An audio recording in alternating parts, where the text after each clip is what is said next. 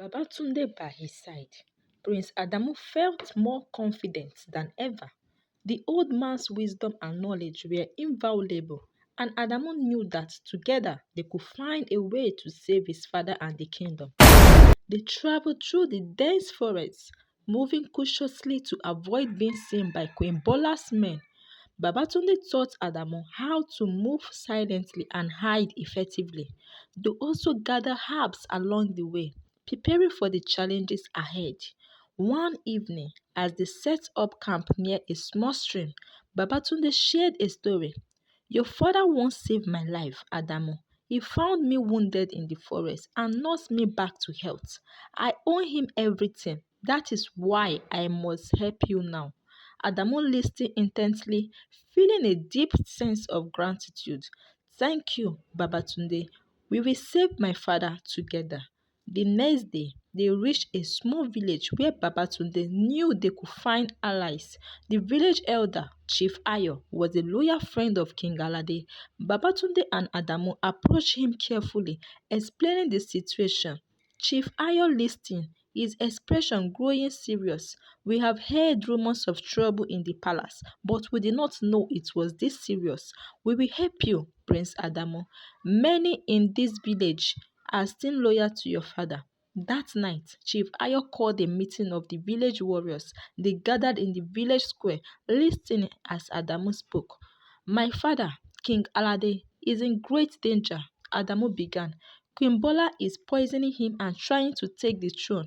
I need your help to save him and our kingdom. The warriors murmured among themselves. Then one of them stepped forward.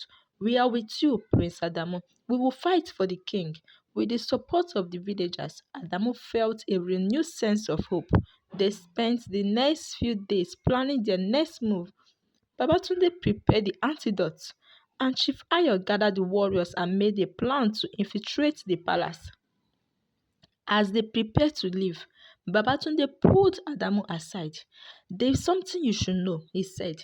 There is a secret passage into the palace, known only to a few. It was built for times of great danger.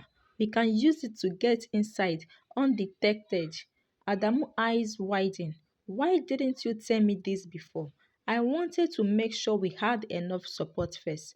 Babatunde replied, now that we do, we can use the passage to our advantage. The next night, under the cover of darkness, Adamu, Babatunde, Chief Ayo, and the warriors made their way to the secret passage. It was hidden behind a large rock near the palace walls, covered in vines and leaves. They moved the rock aside and entered the narrow tunnel. The passage was dark and damp, but they pressed on, guided by Babatunde's knowledge. After what felt like hours, they emerged inside the palace. Near the king's chambers, Adamu's heart pounded in his chest as they crept through the familiar halls. They reached the king's chambers and found King Alade lying weakly in bed, barely conscious. Adamu rushed to his side, tears in his eyes. Father, it is me, Adamu. I have come to save you. King Alade's eyes fluttered open and he managed a weak smile. Adamu, my son, you have come back.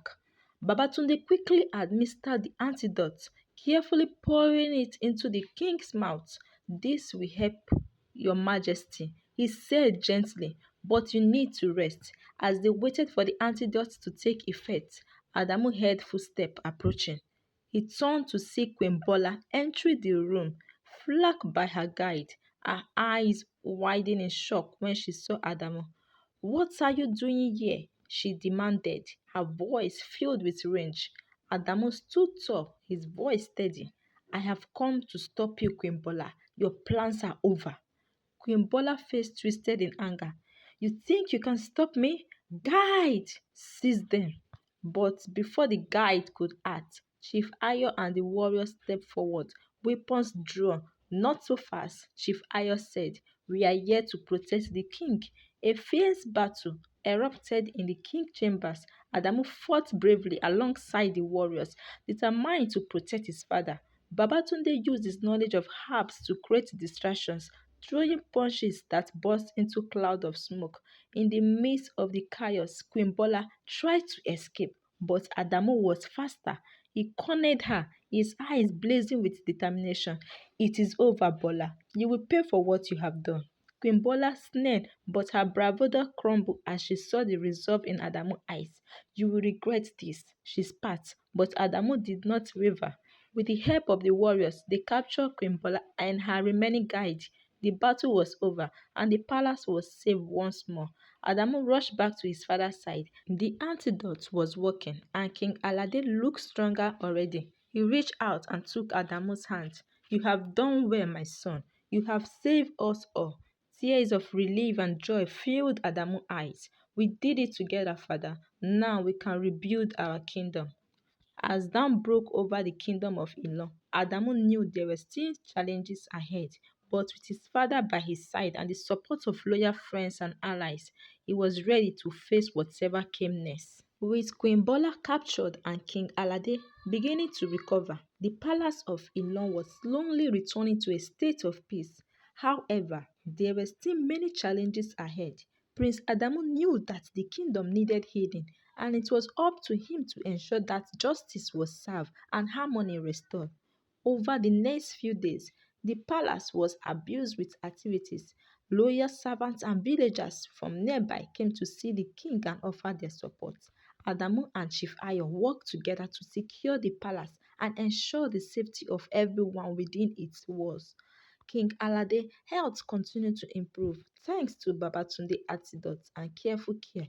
One morning, the king called for a public gathering in the palace courtyard. The villagers and palace staff assembled, eager to hear from their beloved king.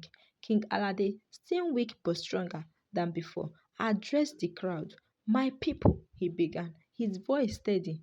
We have faced great trials, but we have come through them stronger. My son, Prince Adamu, has shown great courage and wisdom. It is time for us to heal and rebuild our kingdom together. The crowd cheered, their faith in the royal family restored. Adamu stepped forward, looking out at the faces of the people he was destined to lead. We must learn from this experience, he said. We must always be vigilant and work together to protect our kingdom from those who seek to harm it. Queen Bola was brought forward, her hands bound. She stood before the king and prince, her expression a mix of anger and fear. King Alade looked at her with sadness. You have betrayed us, Bola, he said, but we must show mercy where we can. You will be exiled from this kingdom, never to return. Queen Bola's eyes widened in shock, but she did not protest. She was led away, her plans for power shattered. With the immediate threat dealt with, Adamu and King Alade turned their attention to the future.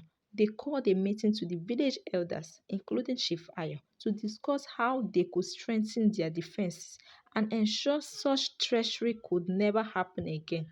Babatunde also played a crucial role, sharing his knowledge and herbs and healing to help rebuild trust and health in the community. The villagers embraced him, grateful for his wisdom and guidance.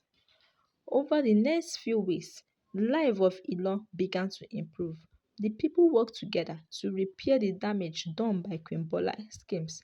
Adamu spent his days learning from his father, preparing for the day he would take the throne. In the weeks that followed, life in the kingdom of Elon began to settle into a peaceful rhythm. King Alade's health continued to improve, and the palace was bustling with activity as repairs and preparations for the future were underway. Prince Adamu knew he had unfinished business. He couldn't forget the kindness of Jumoke, Ronke, and their mother Amina. They had saved his life and given him refuge when he needed it most. Adamu decided it was time to return to the village to thank them properly. One bright morning, Adamu, accompanied by Babatunde and a small group of palace guides, set out for the village. The journey felt different this time. He was not running in fear, but going back to express his gratitude. When they arrived, the villagers were surprised but pleased to see the prince. Jumoke and Ronke ran to meet him, their faces lighting up with joy. Amina followed, her eyes filled with pride and happiness. Adamu, Jumoke exclaimed, "We did not expect to see you again so soon." Adamu smiled warmly. "I couldn't stay away. You and your family saved my life. I owe you everything." Amina welcomed them into their home, and they all sat together, sharing stories and laughter. Adamu explained how the kingdom was recovering and how grateful he was for their bravery and kindness. "I have something important to ask," Adamu said, looking at Jumoke and Ronke. "Would you come to the palace and be part of the royal family? You have shown such courage and kindness. The kingdom needs people like you." Jumoke and Ronke exchanged surprised glances. "You mean live in the palace?" Ronke asked, her voice filled with wonder. "Yes," Adamu replied, "and more than that, I would like to get to know you better. I need people I can trust by my side." After a moment of hesitation, Jumoke spoke up. "We would be honored, Adamu. We will come with you." The villagers gathered to see them off, cheering for the prince and his newfound friends. As they traveled back to the palace, Adamu felt a sense of completeness. He knew that with people like Jumoke, Ronke, and Amina by his side, he could lead the kingdom with wisdom and compassion. When they arrived at the palace, King Alade welcomed them warmly. The news of their bravery had already spread, and they were greeted as heroes. Over the next few months, Jumoke and Ronke adjusted to life in the palace, learning the ways of royal duties and becoming beloved figures among the people. Adamu found himself growing closer to Jumoke. Her kindness and bravery had won his heart.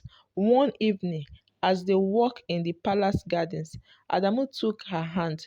"Jumoke, you have been a light in my darkest time. Will you be my queen?" Jumoke's eyes filled with tears of joy. "Yes, Adamu, I will." Their wedding was a grand celebration, bringing together people from all over the kingdom. It was a symbol of unity and hope for the future. The villagers, palace staff, and nobles all rejoiced, knowing that a new peace and prosperity was beginning. During the celebrations, Adamu noticed a familiar face in the crowd. It was Kola, the loyal guide who had risked his life to save him.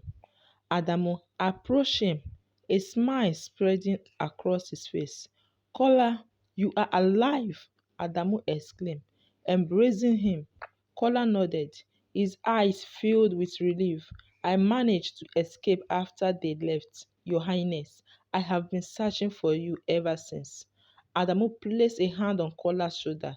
"You are a true hero. Kola, you saved my life. I am so grateful." King Alade joined them, having heard the history of Kola's bravery. "Kola, you have shown great loyalty and courage. You will be honored in our kingdom. From now on, you will be the captain of my personal guide." Kola bowed deeply. "Thank you, Your Majesty. I will serve you and Prince Adamu with all my heart." With Kola, Jumoke, Ronke, and their mother Amina by his side, Adamu felt that the kingdom of Ilorin was stronger than ever. The people of the kingdom knew their prince not just a hidden figure but as a brave and compassionate leader. As King Adamu and Queen Jumoke ruled together, they brought peace, justice, and prosperity to Ino. Their story became a legend passed down through generations, teaching the importance of courage, loyalty, and the power of community. Thanks for watching. Please like, share, comment, and subscribe to this channel. See you in our next story. Thanks.